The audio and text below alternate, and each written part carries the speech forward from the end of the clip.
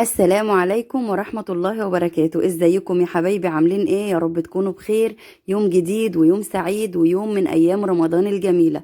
زي ما انتوا شايفين انا لابسة كده ولسه داخلة من باب الشقة. كنت معزومة عند اخويا وبيت عنده، وجيت بقى تاني يوم. كانت الساعة دلوقتي بقول لكم كانت 2 الا ربع. فكنت عايزة اعمل حاجة سريعة طبعا علشان انجز اليوم، ولان كانت الحاجة دي لسه هتفك، فطلعت كيلو بانيه من الفريزر وقلت هتبله واعمله على طول. وزي ما انتوا شايفين كده بقى ده شكل المطبخ، لان كان جوزي وابني اتسحروا في البيت، فطروا معانا وهم روحوا بالليل واحنا فضلنا جينا تاني يوم. فده بقى شكل المطبخ بكله كده زي ما انتوا شايفين. كنت جايبة كمان شوية حاجات وبيض معايا. فهروح دلوقتي بقى صليت الظهر، وبعد كده ريحت شوية ورحت داخلة على المطبخ. كان البانيه فك معايا شوية، غسلته كويس قوي بملح وليمون وصفيته. ودلوقتي هنبدأ نعمل التتبيلة بتاعتنا ان شاء الله رب العالمين. طبعا زي ما قلت لكم اليوم كده كان محتاج حاجة سريعة علشان ننجز في الوقت. جبت كده طماطميتين وحباية من البصل، وحطيت ملح وفلفل اسود والسبع بهارات وشوية بهارات فراخ، وحطيتهم في الكبة. هضربهم كويس قوي، هفرمهم فرم ناعم جدا علشان اتبل فيهم البانيه.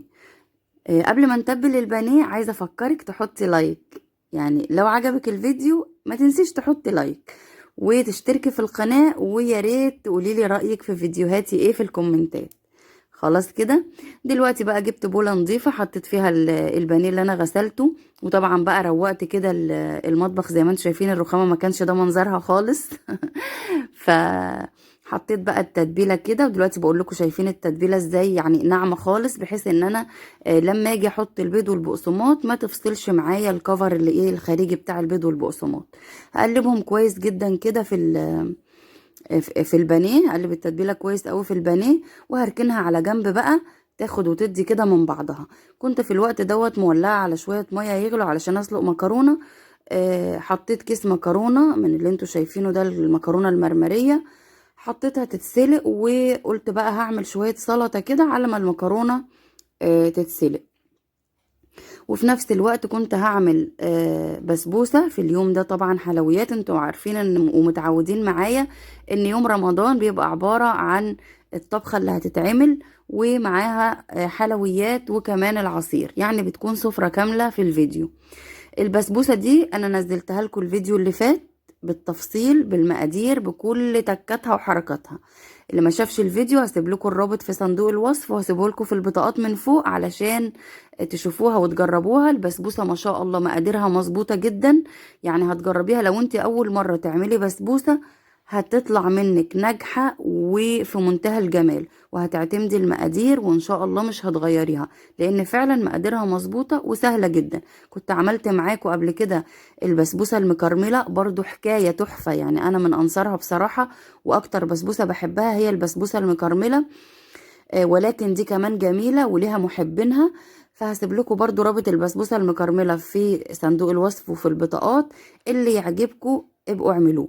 بس انا يعني ما حطيتلكوش وصفة البسبوسة هنا بالتفصيل لان منزلاها الفيديو اللي فات. تمام كده، دخلتها الفرن. وفي الوقت ده بقى حطيت بضاية واحدة. انا قلت لكم انا عاملة كيلو بانيه، فهي بضاية كفاية قوي في غلا البيض اللي احنا فيه ده. حطيت عليها شويه فلفل اسود وبربها كويس قوي بالشوكه. وهنزل فيها بقى كل البانيه اللي عندي، يعني انا بحاول انزل منه التتبيله كده على قد ما اقدر، وبحطه كله مع بعضه في البضايه دي. يعني مش بحط حته حته واحطه في البقسماط، لا، بقلبه كله في البضايه دي وبعدين اخده احطه في البقسماط. في الوقت دوت كنت عامله برضو التسبيكه بتاعه المكرونه. عملت بصلايه كده وشوحتها ونزلت عليها بشويه طماطم وكمان 3 4 معالق صلصه، لان كانت الطماطم فاتحه جدا. وحطت لها ملحها وبهاراتها وكله تمام. برضو في الأثناء دي كانت البسبوسة بقى طلعت من الفرن. كنت مجهزة لها الشربات بتاعها، وزي ما انتوا شايفين من علامات نجاح البسبوسة زي ما قلت لكم في الفيديو اللي فات ان انت تحط لها الشربات بتاعها تشربه في نفس الوقت، ما يرقدش فوق منها كده ويبقى عايم من فوق الوش، لا. البسبوسة الناجحة اول ما تنزلي عليها الشربات تشربه زي الواحد العطشان كده. خلاص غطيتها وركنتها على جنب بقى البسبوسة عشان تبرد. ودلوقتي كنا خلاص كده قربنا على المغرب، كانت الساعة تقريبا 5:30 حاجة كده يعني. زي ما قلت لكم بقى، قلبت البيض في الكيلو البانيه كله البضايه.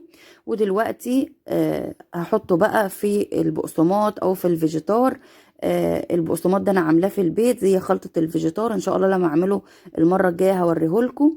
بتك قوي على حته قطعه البانيه علشان لما تتقلي في الزيت ما تفصلش معايا. يعني انا مجربه الطريقه دي طول عمري. بتك جامد كده على قطعه البانيه من الناحيتين، واخليها تتغلف كويس قوي بالبقسماط او بالفيجيتار، ما بتفكش ولا بيفصل الكفر بتاعها ولا حاجه. انا بخلص بقى الكميه كلها بغطيها بالبقسماط، يعني ما بعملش واحده واحط في الزيت، لا. انا متعوده ان انا اخلص الكميه كلها واشغل الزيت واقف مره واحده اقلي بقى، بحيث ان انا ابقى منتبهه للزيت بس، لانه هو ما بياخدش وقت كتير.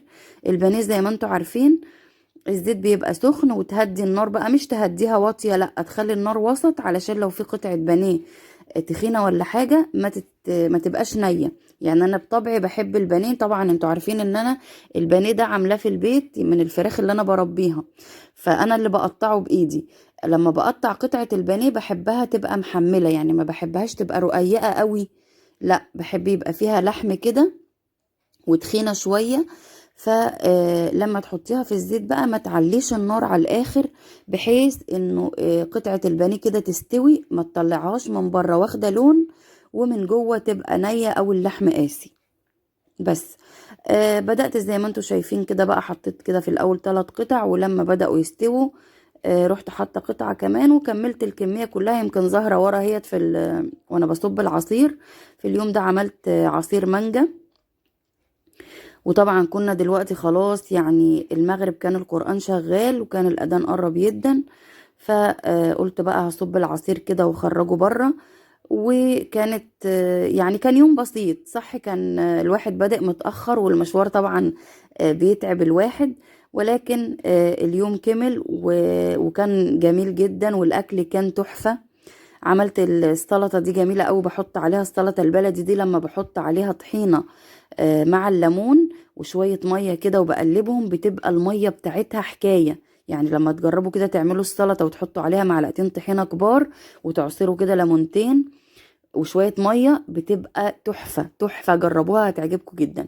هنا بقى كنت فرغت حطيت كده المكرونة وطبق مخلل وأطباق السلطة، وبرضو حطينا عيش. واشوفكم في فيديو جديد، مع الف سلامة.